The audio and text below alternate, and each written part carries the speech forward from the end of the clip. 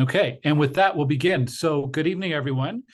Welcome to tonight's information meeting about the 2024 city budget. I'm Glenn Gower, and I'm City Councillor for Stittsville, and it's great to have you all here today. Joining me tonight is Cyril Rogers. Cyril is the Chief Financial Officer and City Treasurer at the City of Ottawa, and I'm glad to have all the residents who are joining us online on Zoom, as well as on Facebook, or perhaps you're even watching this after the fact on YouTube. In any way that you're watching this, thank you for tuning in and for being engaged in our budget process. So this is budget season, and throughout the month of November and going well into December as well, city councilors are meeting and listening and discussing and debating the city budget for 2024. And tonight, you are part of that discussion and that public engagement. So tonight we're going to start with a presentation and overview on the budget from Cyril, and then we'll open up to your questions, whether you're here on Zoom or on Facebook, and we'll answer as many of your questions as we can. And we are recording this meeting, so it'll be posted later on to YouTube as well and to my website. So welcome, Cyril. Cyril's a Stittsville resident. Maybe, Cyril, before we start in on your presentation, maybe just quickly about your role at the city, what it is you do as Chief Financial Officer and City Treasurer. Yeah, so thank you, Councillor. So good evening, everyone. My name is Cyril Rogers, the Councillor said. I am the Chief Finance Officer, Treasurer, and General Manager for Finance and Corporate Services. So my accountability and responsibilities are basically for the entire administration, finance, human resources, IT, supply, procurement, Service Ottawa, and fleet for all municipal city vehicles. Obviously, this time of year is the busiest time of year for me, not because it's Christmas, but because it's budget season. So this has been an extra busy year with two budgets this year. We did one back in February, March timeframe, rolled right into the term of council priorities, which informs our budget. And now here we are again, back at the table with the budget for 2024, which was tabled on November 8th. It's been at 3-4 committees so far to date. And then next week is a busy week, followed by December 6th for adoption. So that's where we're at. Councillor, I don't see the presentation right now. I'm not sure if you stopped sharing. Oh, I did, but I'll bring it back up on the screen. I'll jump right in if that's okay with you. Yeah, for sure. So just let me know when I need to advance the slides here. Yeah. So basically tonight I'm going to go through a little bit of a quick presentation, high-level overview of the city's budget, different components of what the budget means, speak to the process a little bit, speak to the various public engagements that we've been doing, also speak to a lot of new products, new enhancements that we introduced this year in the budget process, which is very important. And then we'll finish off with the dates and the schedules of the various committee meetings outstanding. So the first thing I'd like to touch on is just for information purposes, the municipalities in Ontario are governed by the Municipal Act. There's approximately 442 municipalities across Ontario. 441 are legislated by the Municipal Act. And then Toronto has its own specific act. It's called the Toronto Act, which means they have several different authorities, if you will, that they can do that the other 441 municipalities can't do. But overall, municipalities are required to present a balanced budget. We are not allowed to present a deficit budget like our provincial or federal partners. And what that means is any expenditure that we incur in our calendar year, we need to make sure that we have an equal offsetting source of funding. So we can't spend a dollar without having a dollar come in. So whatever it costs for us to run our operations, we need to make sure we have revenue coming in to match that. And that's required from the legislation perspective. Next slide, please. The budget we often refer to as what we call the operating budget versus the capital budget. Your operating budget is basically all the budget items that we do in terms of the delivery of our day-to-day services, such as winter operations, pothole repairs, our utilities, all of our staff costs to deliver the services. So these are basically day-to-day operational things that you would encounter at the city. When we look at the capital side of the budget, these are things where we refer to as a tangible capital asset. These are items that have value that span over multiple years. And these would be such things as, our roads, new infrastructure, new facilities, buildings, any major renovation to an existing facility, etc. Again, these are things that there's a benefit of that over multiple years. If you were to compare that to your household budget, if you will, your household operating budget would be your groceries, your water bill, your utilities, your phone bill, etc. Versus your capital budget would be if you put a new addition on, or you added a roof, or you installed a pool in your backyard. These are things that you would kind of seek benefit or value over multiple years. So that's the real main difference between the two budget items. Next slide, please. Funding sources. So from our operating budget, and I'll speak to it a little bit more later in detail, we do have our main source of funding is from our property taxes. Residents in Ottawa do receive a property tax bill. On the back of that bill, you will see what we refer to as city services, which is a citywide tax levy. There's a specific levy for transit services, and there's also a specific tax levy for police services. We also have user fees and charges. So this is where you would see from your water bill, your utility bill. User fees are also your bus pass or any recreational programming fees that you sign up for would be considered a user fee. Assessment growth. This is essentially any new house that was built in 2023, occupied in 2023. It's a net new house that will pay property taxes in 2024. So we classify that as assessment growth. This does not impact the existing owner. This is basically any new owner occupied resident or commercial property that comes online in a given year. We do have provincial and federal funding. One of the main sources of funding for our community social services programs, such as our child care social service programs, we do get funding from the province. These services are downloaded from the province. The municipality administers these services, so the money comes from the province for us to do that funding. We also get funding for our paramedics. Our paramedics services are funded 50% from the province, 50% from the municipality. Our Ottawa Public Health is funded 75% provincial, 25% municipal. So there's different funding formulas depending on the service. We also have what we refer to as payment in lieu of taxes. And effectively, that's the efficient or the equivalent to a tax bill for our federal properties, our crown corporation facilities in the city. We don't send them a true physical tax bill, but they do pay us what we refer to as payment in lieu of taxes. We also have a large investment portfolio at the city. We do have over $3 billion worth of investments. So we do issue debt and issue debentures and bonds. And we do generate quite a bit of investment money from those debentures and bonds that we issue to the marketplace. So that also helps as revenue coming in, which relieves the pressure on the tax base.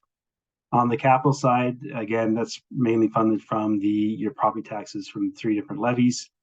We also have development charges. So development charges are a provincially mandated charge. So effectively what that is when a new builder developer purchases a permit to build a house, there's fees in that permit that are there to recover the cost of the infrastructure, water lines, sewer lines, etc., to build that new property or new subdivision.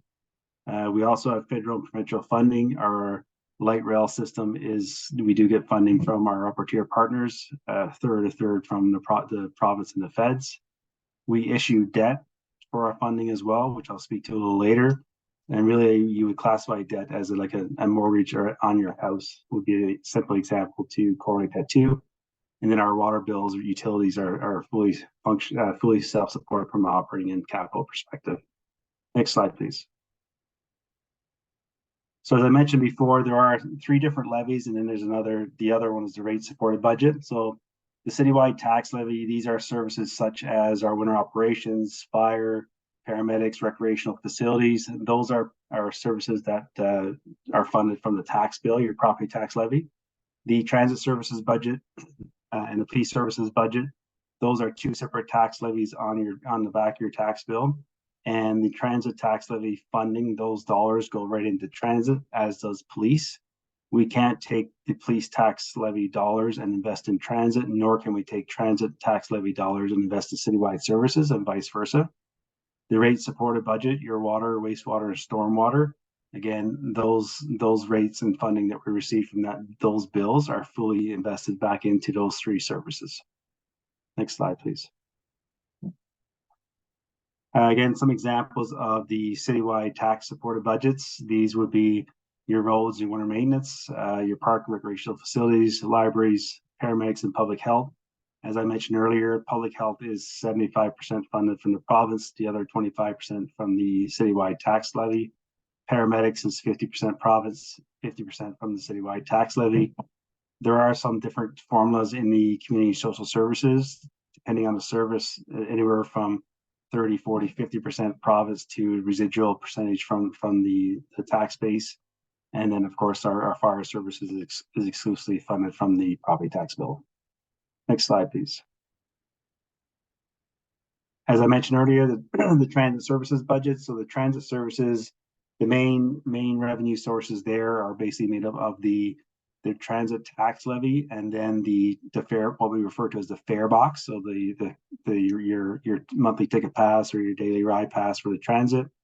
We do have a city fiscal framework, which is endorsed by council, that states that the transit fares should be recovered by 55% of the fare box and 45% from the transit levy. Currently today, that's more of a 69% transit levy and 31% fare box. So it's a little bit of a skew there, and that's mainly driven from the impacts of ridership stemming from the pandemic. We also do receive some funding from the province transit services. We get federal and provincial gas tax, so that's funding that we receive from. We get approximately 58 million or so from the federal gas tax, and we get approximately 39 million from the provincial gas tax. Both of those funding sources are invested into the transit services. On the police services side, we do have, again, as I mentioned, the police tax levy. So again, the police tax levy is a funding source for both their operating and capital budgets. Next slide, please. The rate supported program, again, this is what we refer to as our water, wastewater, and stormwater. These services are separate from the property tax bill, and they're your what we deem as a user fee charge, and they come on your bi-monthly water utility bill. And these fundings this funding stream is exclusively for those three different services, whether it's drinking water, wastewater, or stormwater.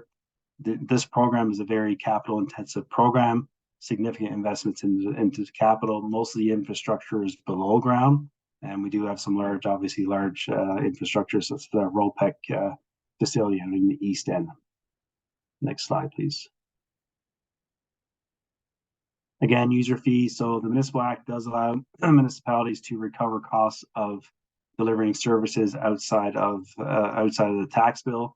I mentioned some of these examples before: parking permits, your garbage fee, transit fees, recreational programming fees. Those are all user fees that we implement to basically pay for the service if you choose to use that service. If you don't choose to use the service, you don't pay the fee. Next slide, please. So this is the current draft tabled operating budget. So overall, the 2024 budget is at $4.6 billion. And this is the distribution of those expenditures by the main services across the bottom. As you can see, the community and social services is one of the is the biggest departmental spending at over $975 million. I'll speak to the funding on the next slide, but the other bigger services is transit services. Again, obviously driven by the large network and the capital investment required to deliver that service. The capital formation costs. So what that means is basically, this is, if you recall in the earlier slides, I did speak to part of the capital budget is funded from the operating budget. So this is the component of the operating budget, $428 million, that we allocate back out to fund the capital program. Another component worth noting is the general government category. This is where you would find all the administrative type services, legal, finance, HR, IT. That all falls into the general government. That is only 5% of the overall budget, which is relatively lean. Any benchmarking or indicators or other types of services or organizations, typically your administrative programs run around 10 to 12% of your overall budget. So the city does have a relatively lean administrative department. Next slide, please. So as I mentioned earlier, we are required to present a balanced budget. So the previous slide spoke to all the expenditure side of the equation. So this is the the revenue side of the equation to fund that $4.6 billion. So towards the bottom, the bottom two items, the property tax bill and the payment of lieu of taxes, that's just over 50%. So that's about, just over 50% of the funding does come from our property taxes. The other components come from federal and provincial municipal grants, 20%.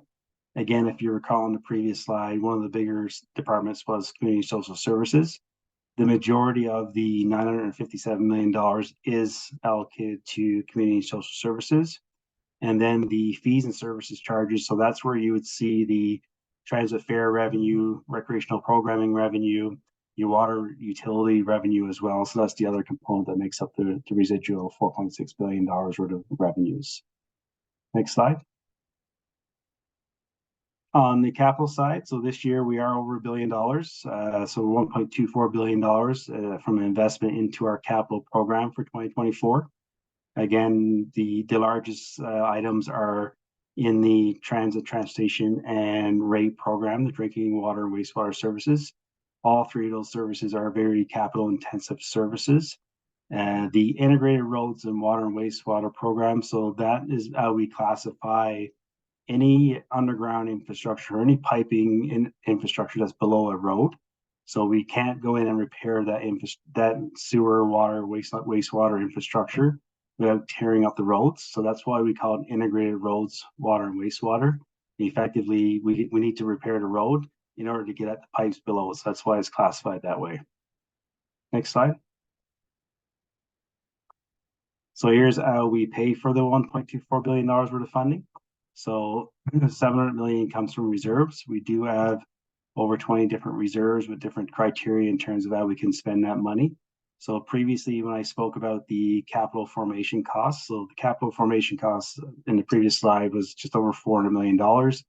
That comes out of our operating, that goes into our reserves, then we take it out of our reserves and funnel that back to the respective capital projects.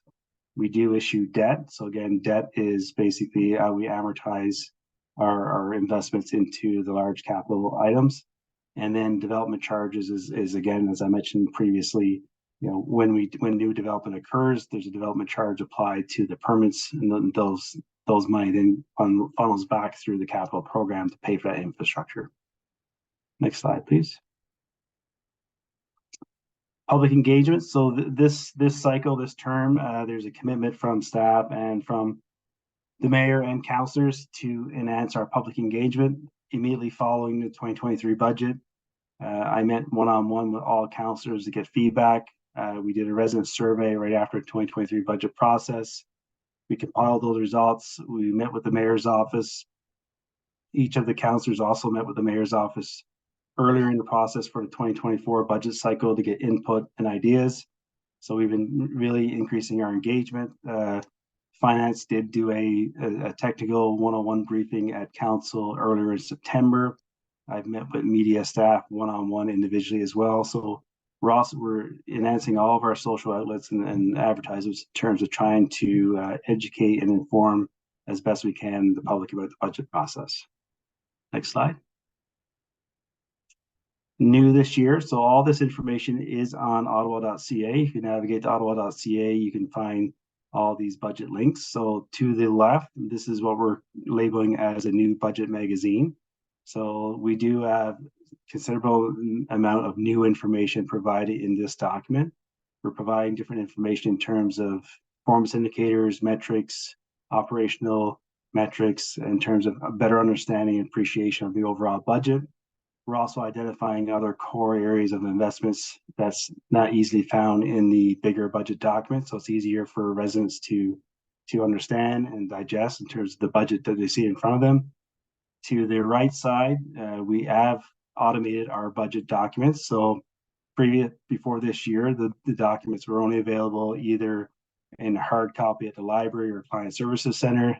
New this year, we've automated that tool. So we do have a new online budget tool that's much easier to navigate and find information. And then to the bottom, as part of our Open Ottawa data network, we do have access to our annual actual results and a number of different financial metrics and operational metrics as well that can be easily assessed through ottawa.ca.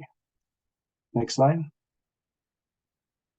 And lastly, this is the committee budget meeting. So again, budget was tabled on November 8th. Immediately following that, it was the Transit Commission and Transportation Committee last week.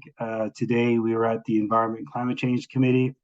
And then next week, we have a series of the final committee meetings leading into the final week of December 6th for adoption. So this is where, if anybody would like to come out and speak as a public delegate, this is where the respective services fall into the respective committees. You do have the opportunity to register as a delegate. You do get 5 minutes and the opportunity for councillors to ask questions during the delegation. And councillor, that ends my component of the presentation.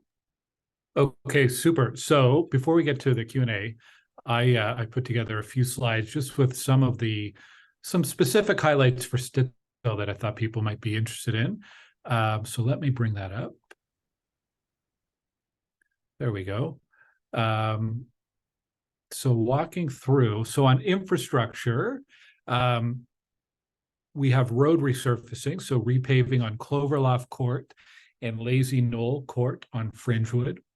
And there's a rehabilitation of a drainage culvert on Pool Creek Crescent near Fringewood Drive. On transportation, there's additional money for the construction of Robert Grant Avenue that's underway between Hazeldean and Abbott Street. So usually these big projects are funded over several years. So there's part of that funding is in this year, 2024 budget. Parks, Recreation, and Culture, there's design for the future replacement of the play equipment at Ralph Street Park. There's some, infrastructure work being done for the refrigeration condenser at Johnny LaRue Arena.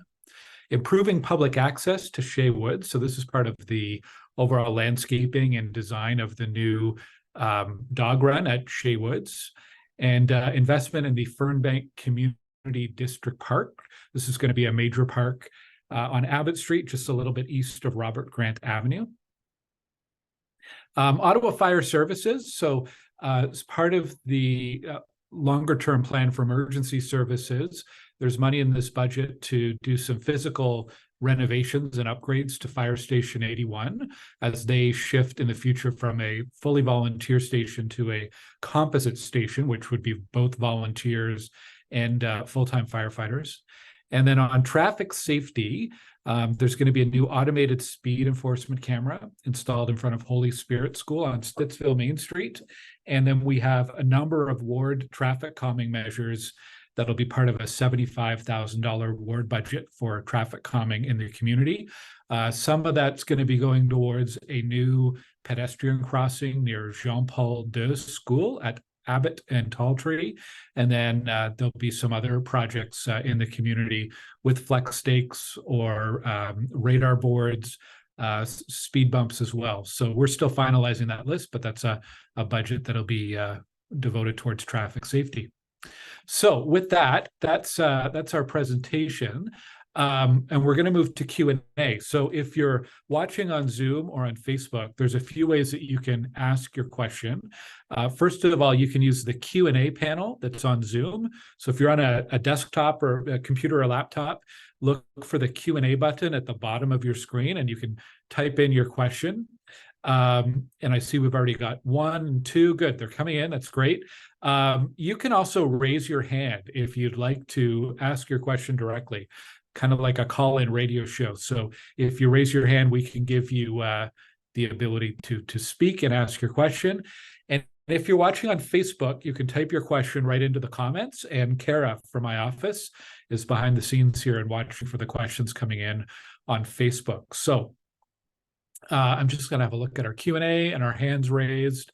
I see Ian with his hands raised. So Ian, I'm going to allow you to unmute. And once you've unmuted, you can ask your question for Cyril or myself. Thank you, Councillor Gower. At the risk of being overly cynical, I know there used to be 2 things certain in life: death, taxes, and now it's 3 things: death, taxes, and more taxes. My major concern is OC Transpo, and I think that fitting, Councillor Gower, because this is your bailiwick in particular. And this information comes from the the information that you publish on your website and information from the Ottawa Citizen. I noticed there's an increase from last year, $35.6 million in the budget. The reasons being improved service reliability, on-demand transit, zero emission buses, and the opening of the O train lines 2 and 4. And yet, the head of Transpo, Ms. Amilcar, stated quite recently that we face a $49.8 million shortfall in 2024. So we want more money, but there's going to be a shortfall. She says because of rising costs, reduced ridership results in a budget with $73.8 million in new expenses, but only $24 million coming in new revenue. She said we're going to get this through layoffs, fare hike, 2.5% route realignments. And our chief financial officer actually conceded that OC Transpo cannot continue to dip into reserve funds. We can't keep doing that. And I would agree. There's a delay in the opening of line 2 and 4 of Trillium line. So that's a problem. So there's nothing happening. Kitchener-Waterloo seems to have no problems with their lines. The Premier, Ford, I'm not a fan of his, but he did say no more money for Canada and Stittsville until Ottawa gets its act together. That's the Canada-Stittsville section of OC Transpo, or the LRT. The contingency fund has been raised up. We're now on the hook for 51% of the $4.91 billion. There are legal problems with the Rideau Transit Group. The city will not release the details of the settlement to the public. That's my money. Why not? And lastly, and thank you for your patience, I'd like to know why we can't run Ottawa like a business. I appreciate where Mr. Rogers is coming from, but the taxpayers are not a tap. You don't turn it on, say we need more money. If I don't have the money to go out and buy a new car, I don't buy a new car. But the good old city of Ottawa, and I've lived here since 1957. Oh, we need more money, turn on the tap.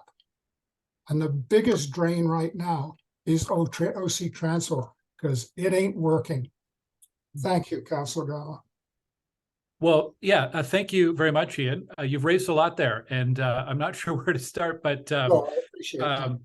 yeah, and we did have our budget meeting on OC Transpo last Tuesday, about a 7-hour meeting, and a large portion of that was around the budget. And I was just looking up my numbers. So you're correct. The amount for transit is up. It's a budget of $767.8 million. So that's up 4.9%. As compared to 2023. We have a big challenge right now with transit because our ridership is projected next year being at 75% of pre-pandemic levels. So Cyril had mentioned earlier in his presentation that normally we rely on quite a high portion of fares to fund transit, but because of that lower ridership, we have less of that revenue coming in.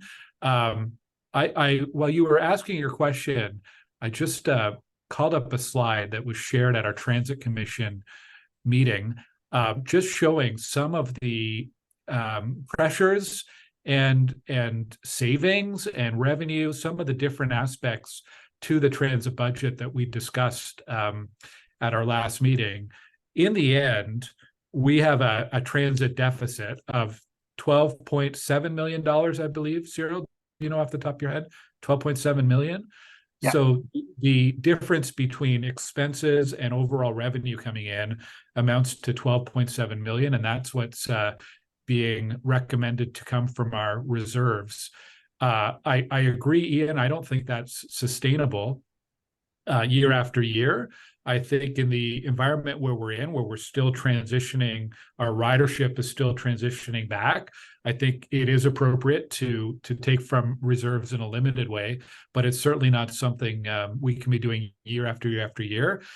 tomorrow at council, I have a motion that's about exploring and adopting new ways to bring in revenue to transit, whether it's through new fare programs, whether it's through development of buildings on transit land or near transit stations. There's a whole range of things that other cities have tried, and we really want to ramp up the speed at which staff is examining and evaluating what's appropriate for Ottawa. I think transit is something we need to invest in. It's what many people, hundreds of thousands of people, rely on each year to get around in our city.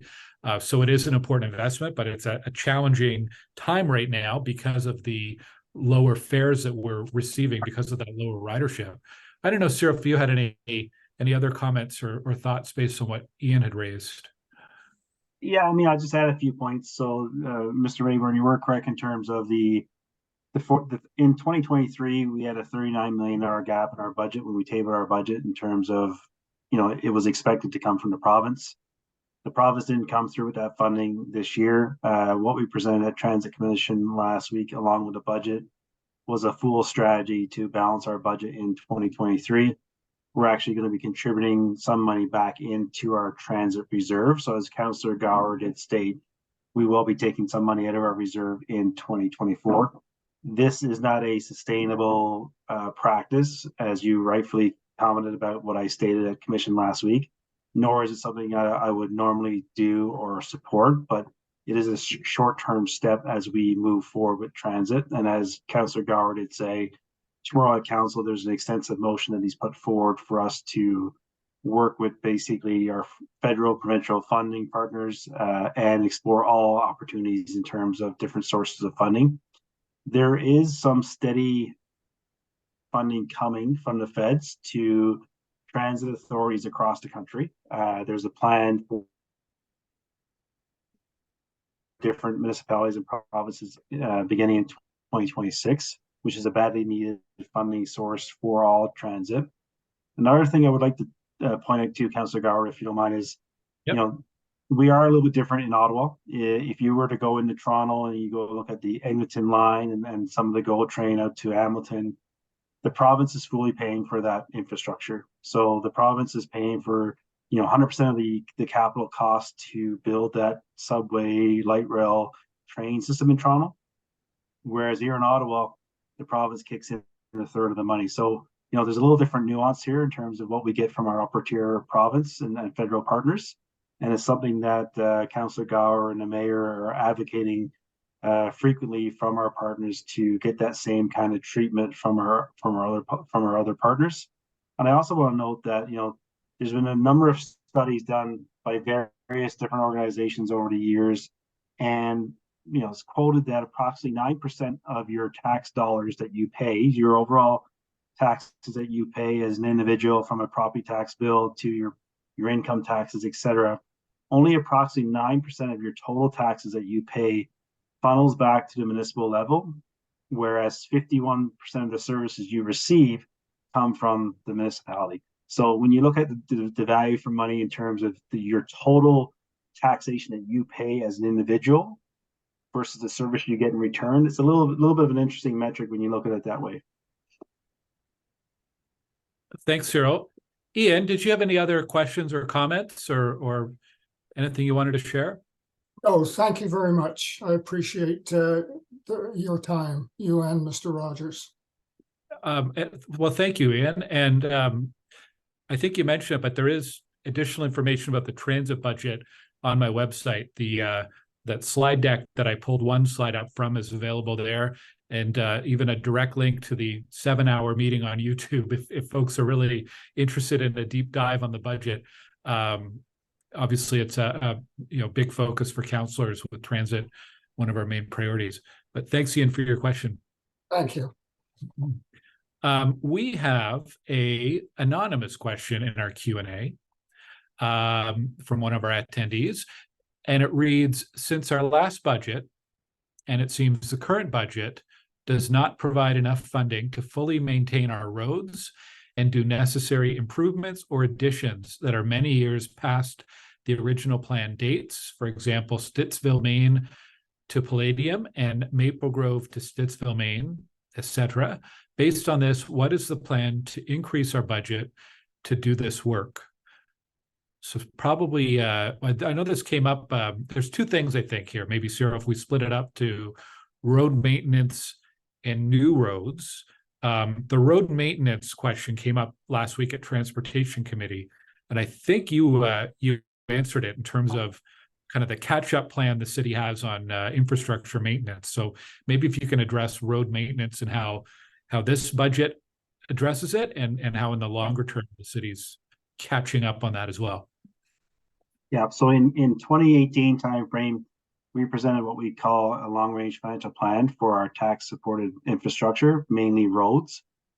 At that time in 2018, the funding required was $195 million per year, versus the amount of money that we were investing was only $125 million. So there's a $70 million funding gap at that time based on those dollars in 2018. So that's a significant gap to fill, and something that you can't do in 1 year.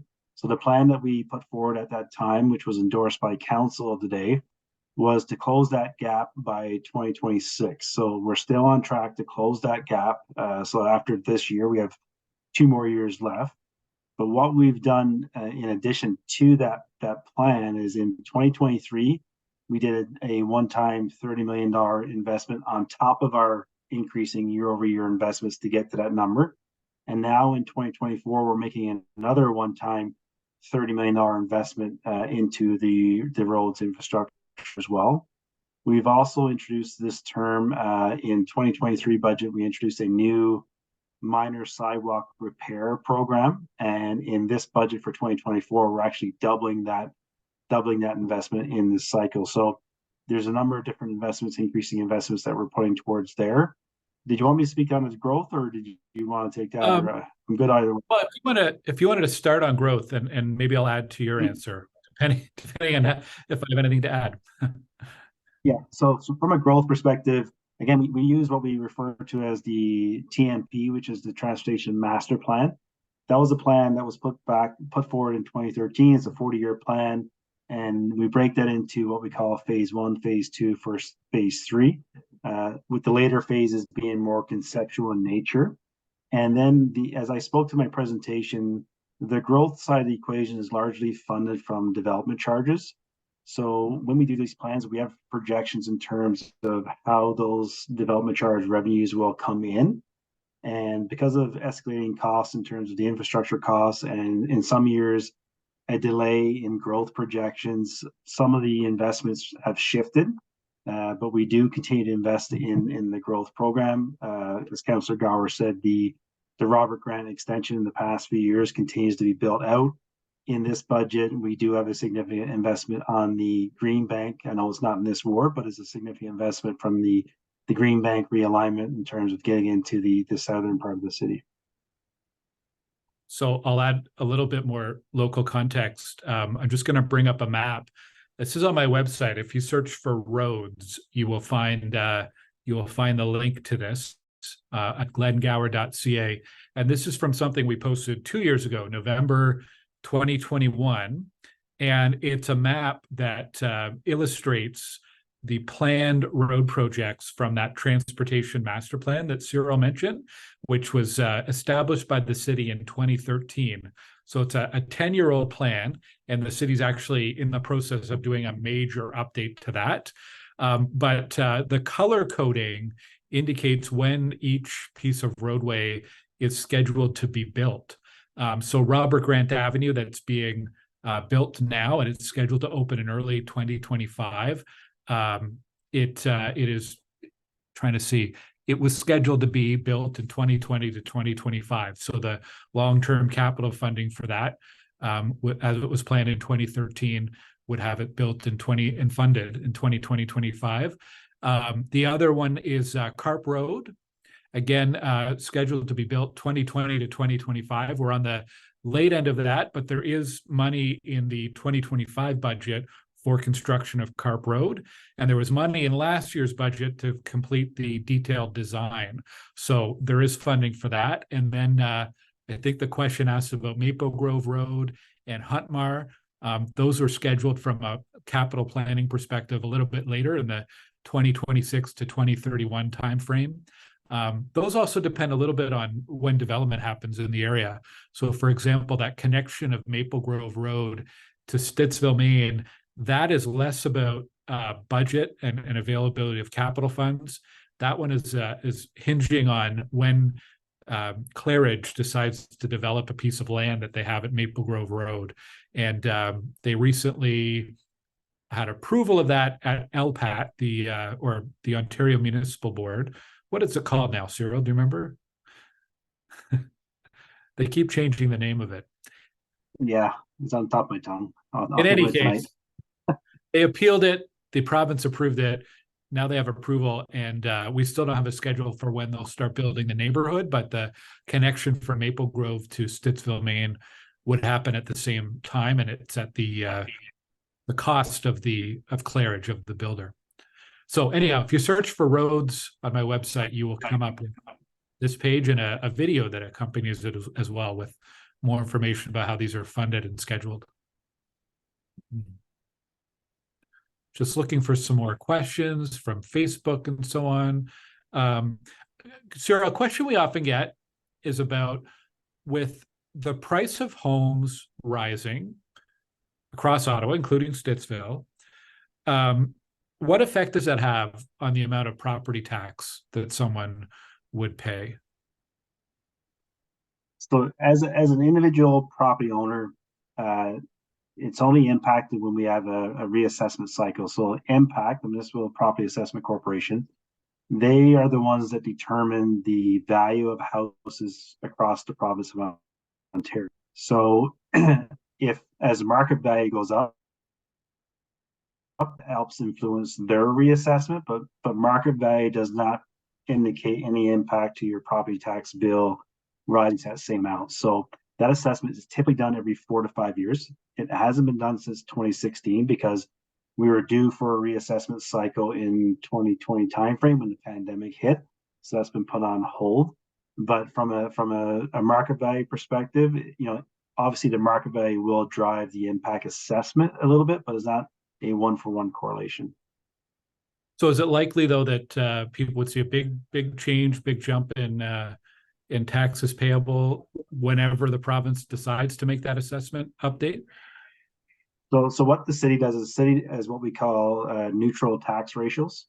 So when Impact comes in and does a reassessment, the total impact across the system, some properties will go up, some will go down, and some will stay the same. So we neutralize the impact for neutralization. So some subdivision, newer subdivisions, their values tend to increase depending on the market. When you go to older subdivisions across the city, their values may come down. So in some cases, values do fluctuate, but overall as a city, the city does not generate more money from an assessment cycle. Basically, it's neutralized across the system. So, one property goes up, another one needs to come down. So it kind of balances back out. Okay. I'm not seeing any more questions, so I'm just going through a few that we've seen over the past few weeks from residents. But if people do have questions, please use the Q&A or raise your hand, and we'd be happy to get those on. One question that we've had is the increase to water rates. I think there's sometimes a misconception that the city's taking money that you pay for water and using it to pay for LRT investment, or that the city's taking parking revenue at a city parking garage or parking meter and putting that towards who knows what, I don't know, Lansdowne Park or something, to think of a recent case. But can you just, I know you talked a little bit about rates and levies and so on, but can you just expand a bit on the limitations under the city in terms of how we could spend money that's collected for different things? Yeah, so it is quite complex, but I'll try and keep it at the right level. So to your point, as I spoke to before, so the money we collect from the water bill got to go back into the water program. We can't take the water bill money and invest it into a city service other than the drinking water program. Much the same for the wastewater program and stormwater program. Parking is another unique one. Parking, we do have a municipal parking strategy at the City of Ottawa. And basically the parking program overall is self-funded. All the revenues collected from the on-street, off-street parking is reinvested back into the parking infrastructure and administration costs to run the parking program. We can't take parking money and invest into a recreational program. It needs to stay within the overall parking services. Much like the transit levy, we can't take transit dollars and fund non-transit services. Again, very similar to the Ottawa Police Services, we can't take Ottawa Police Services tax levy dollars and invest into a non-Ottawa Police Services service. There's also many different complexities around development charges. So when you do, if you were to go today and purchase a city permit to build a new house, part of that permit is broken down by different allocations in terms of a portion needs to go to the roads infrastructure, a portion needs to go to the water infrastructure, wastewater infrastructure, sewer infrastructure, a portion needs to go to parks, parkland development. So it becomes very complex in terms of where that dollar goes, and really restricted in terms of the flexibility that we have, or I have, when I'm trying to balance the overall beast of a budget. Okay, thank you for clarifying. So it's each has its bucket, and you have to keep it within the bucket. There's a question from Mark. So Mark had two questions. One, he was asking where he could find the link to the road funding information. So Mark, I've copied and pasted that into the chat on Zoom. You can also search for roads on my website, glenngower.ca, and find it that way. And Mark had an additional question about infrastructure, but Mark, I'm not sure I totally understand your question. I don't know if you could put a little bit more context, type in a little bit more context to your question, and we can come back to that on infrastructure funding. We have an anonymous question about the item that was in my deck around the fire station. With the fire station going to composite model, can residents expect their property taxes to increase? So the fire services is also a little different tax on the back of your tax bill. And it's usually there's two codes, the FSU, which is Fire Services Urban, and there's another code for FSR, which is Fire Services Rural. So if you receive a service from the fire that's largely volunteer, so there's still components of Stittsville that receive volunteer services. So you do pay a little lower rate than those that receive the services from a paid firefighter, if you will. The fire services do a station location study, typically once per term of council, where they go back out and look at that area that station might service. I don't think I've seen that study come through so far in this new term, but likely that's what that's related to as we transition, as more development occurs in Stittsville, and especially in the, I guess, southwest side of Stittsville, I guess. That Station 81 now is servicing a larger area, so that's where we're probably looking at in terms of converting that into that composite station. So taxes will need to be adjusted if there's paid fire services going into that station, because you're going to get a better service out of that. Yeah, I met in the last few weeks with Ottawa Fire, and just on a general update, and the information about the change to taxes, so a rural tax to an urban tax. There's a report coming to a city committee sometime in 2024. So there'd be no change to your taxes in 2024. It would be in a future year. And it's something that hasn't been updated in Stittsville in ages. There's I'm going to guess probably 20, maybe more, maybe going back to amalgamation 23 years ago. So they're updating the zoning of rural versus urban fire coverage. So there's more on that to come, but it's not part of this budget process.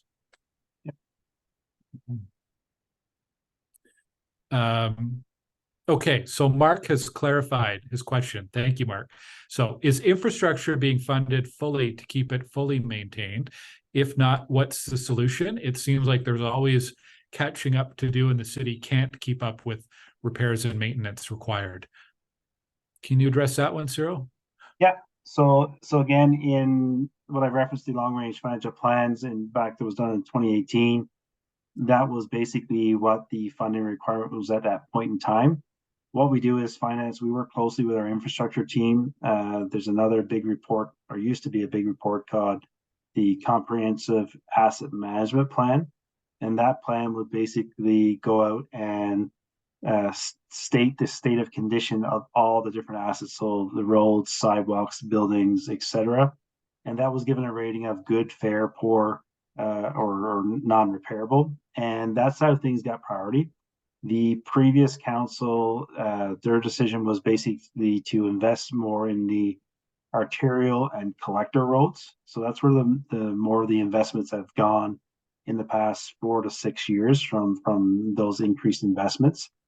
Since then, in 2020, the province did come out with new legislation where all municipalities are required to report back by 2025 what is being deemed as asset management plans. So basically, they've pushed down the level of detail. So each different asset category will now have its own individual plan. So as opposed to having a larger infrastructure plan, now there's going to be a roads asset management plan, a solid waste asset management plan.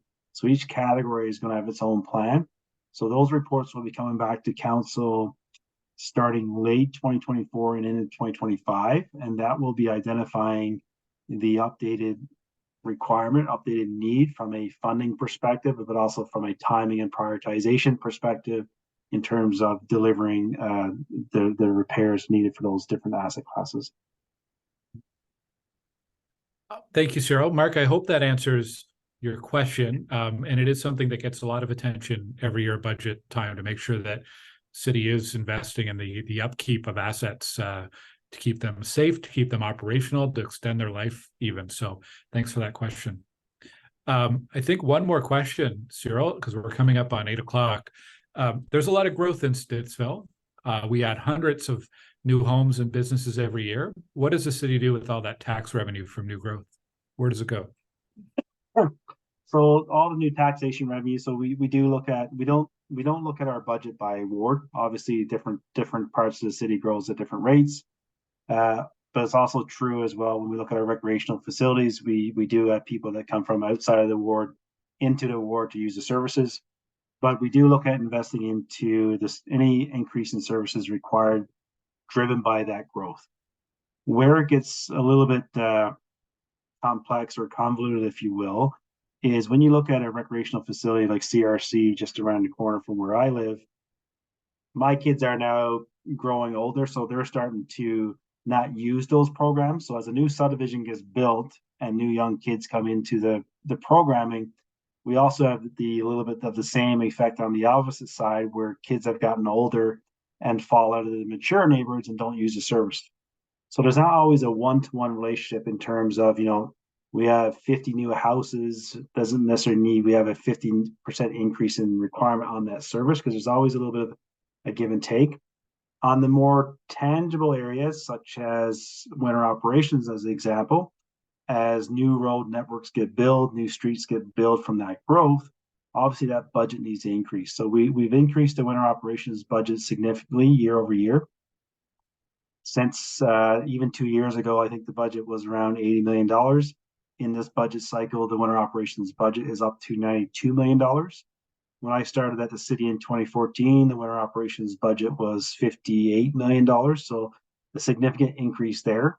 Obviously, winter operations is also driven by the variability of the amount of snow in the winter season. But we look at all those different metrics and we make those investments in terms of the core services we do increase. We have a new Canada fire station opening up in 2024. So we have 12 new firefighters to be staffed into that facility. We've made significant investments in our paramedics to increase the paramedics to support the growth and the volume of calls there. So we do look holistically across the city in terms of, okay, where are the core services being strained or demand increasing as a result of growth, and we do invest there, and that's how we kind of allocate the growth side of the equation. Okay, thanks for that, Cyril. And that takes us to the end of our questions this evening. I just want to look one more time. I see Mark has his hand up. So you know what? We have time, Mark. If you can ask a quick question. I'm just going to allow you to unmute here. We'll give Mark our last question of the evening.